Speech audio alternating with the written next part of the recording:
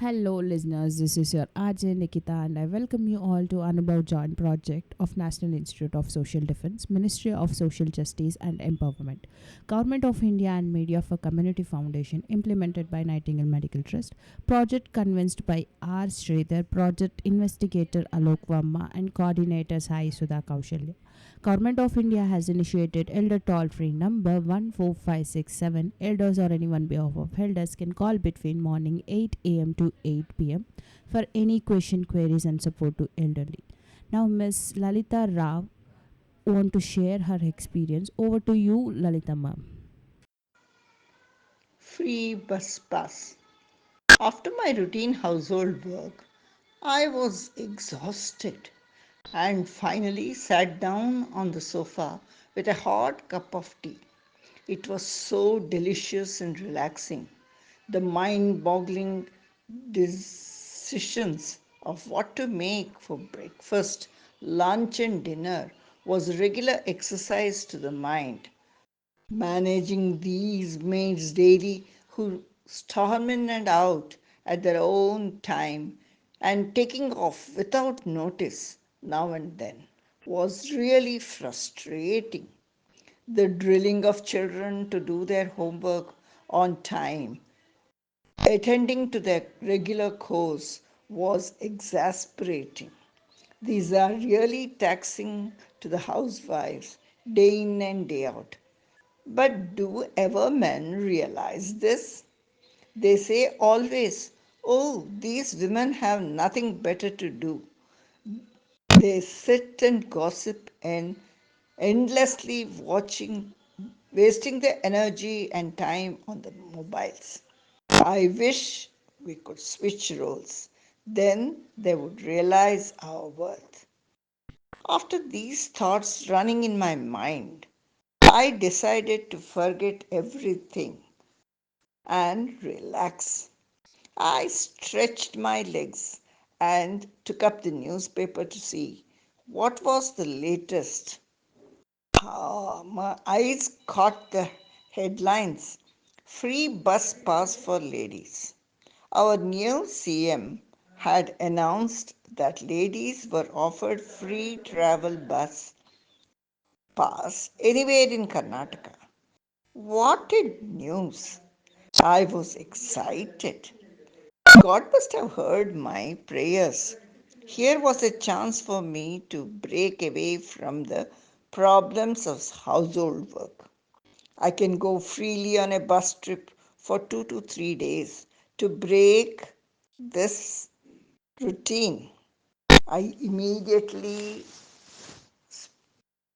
sprang to action and called my friends in the ladies' club and suggested my idea.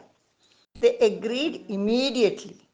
We decided to embark on our short trip on Monday. That Sunday night, I told my husband, Raju darling, I have got the free bus pass announced by this new government. I plan to go to Mangalore, Udupi, and Jove with my friends for only 3 days from Monday. Please manage the house and Manu and Sonu. I have cooked everything and kept in the fridge. I am sure it is very easy for you to do it. Isn't it? Absent mindedly, my husband gave a nod. That night I slept well, dreaming of enjoying this trip with my friends away from this humdrum of my family plight. Next morning, I had packed a few things and was ready for my adventure. I told my kids to behave themselves and obey their dad, and that I would be away for only 3 days. Bid them goodbye, and with a bag on my shoulder, reached the bus stop. What did I see there? A long queue of women, old, young, waiting to board the buses, happy at getting the chance to ride free on their journey to different places. I blinked, but I had already come so far and no going back. Everyone was rushing, pushing to get in soon. Not being used to this, I and my friends waited for our turn and got into the bus bound to Mangalore. Inside the bus, we realized all the seats were occupied and there was not a single seat to sit. We had to stand holding on to the bars as I was not used to this. After some time, my legs were aching standing and my hands were sore. Each time the driver applied the brake, I lost balance and literally was falling down. I looked around. The bus was full of only women of various stature, fat, thin, tall, short, old, and young. There was no single chivalrous gentleman who could offer us a seat to sit. A lady with an infant was sitting in the front trying to lull the baby to sleep while it was crying non-stop. Some little kids were also there.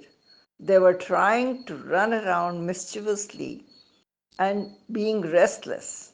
The ladies were gossiping so loudly that it was really disturbing. And there was someone who was snoring in her sleep, while one lady was so sick that she kept reaching out of the window so often. The whole atmosphere was disgusting. It is then I realized how comfortably I traveled with my family. How, while traveling, my husband would book everything in advance in an AC luxury bus. I could recline and enjoy the scenery passing by the window. No turning back. The idea was mine and I had to bear with this. After the tiring journey, we reached Bangalore and I heaved a big sigh. After a nice lunch at a good restaurant, we went sightseeing. The lighthouse hill, where there was an old lighthouse which was not used anymore, we went round. Then we went to Kadri Hills, where there is a Manjunatha temple. It is here that I noticed unhusked full coconuts tied to the rafters. When enquired about it, we were told that ghosts or bhutas and evil spirits were imprisoned in these by some mantrikas or pandits. We were surprised with this idea. Anyway, from there we went round and went to the beach. It was also crowded and the sea was really rough. So we just strolled on the sand. Still, the seashore is so soothing. We felt so relaxed.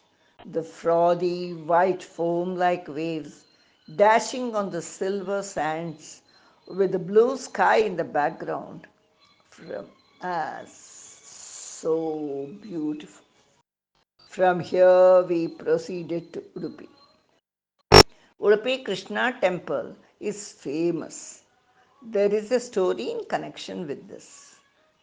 It seems Kanaka, a low caste devotee, came to have the darshan of his deity Krishna but was not allowed into the temple by the arrogant priests. He stood at the backside and sang on Krishna with such devotion that God was pleased and he turned back and gave darshan to Kanaka. There is a niche in the back wall where you can get to see Krishna, and it is known as Kanakanakindi. As we reached the temple, what did we see? A sea of women waiting in the temple. Meantime, some VIP arrived there, and a special darshan was allowed for them. The crowd was made to wait outside. These priests will never change. Their attitude, my God. Why this discrimination? In God's eye, everyone is equal. The VIPs are treated as gods in our India, our country. I don't know why. After the VIP left, the crowd was allowed to enter the temple. There was such a rush that there was almost a stampede. Someone swooned in this confusion. Police was called and Lathi charged the place. To avoid the confusion, we took to a corner and had a glimpse of Krishna and came out of the temple. I contemplated sitting there. It is so peaceful praying at home. God is, after all, everywhere. Why just come here and suffer all these consequences? We had heard a lot about Diana restaurant in Udupi, and so we decided to try it. We went and we ordered for a big help of Gadbad ice cream. It was really good. And after lunch, decided to proceed to Jog Falls. By the time we reached, it was late evening. Since a friend's relative had some influence, we got a booking in the traveler's bungalow. It was away from the central town, from the main site. The surroundings were open with thick trees and a bit lonely. It looked very peaceful though. The watchman lived in a small hut close by. We called him and got over the room keys. We needed an extra bed which we ordered. The dinner was prepared by some cook who was attached to it, and we ate it and went to sleep. At midnight, we heard some brawls and shoutings. The watchman was drunk and was blabbering relentlessly some nonsense. We were frightened, so we bolted the door tightly and slept. We heard barking of dogs and howling of some animals far away. Sound of the crickets flying were heard. Somehow we slept that night. Next morning, after hot tea and a hot shower, we had our breakfast and went to see the famous Jog Falls.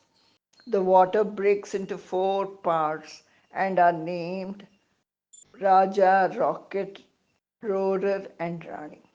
They cascade down with such fury and beauty. It reminded me of Nisar Ahmed's poetry, Jogada Siri. It is a sight worth watching. A poetry burst forth from my mouth, and I stood rooted at the spot, spellbound. All the difficulties faced in the journey was forgotten, and as it was worth this beautiful sight. As we were returning home, I pondered, this free bus pass for ladies was a good scheme, all right. It has helped a lot of working women, especially the middle and lower income groups, to communicate to their working place. But the government should have organized and had more number of buses and provided comfort and arranged in such a way that it was never overloaded. That would make sense and it would be comfortable. Anyway, everything has its minus and plus.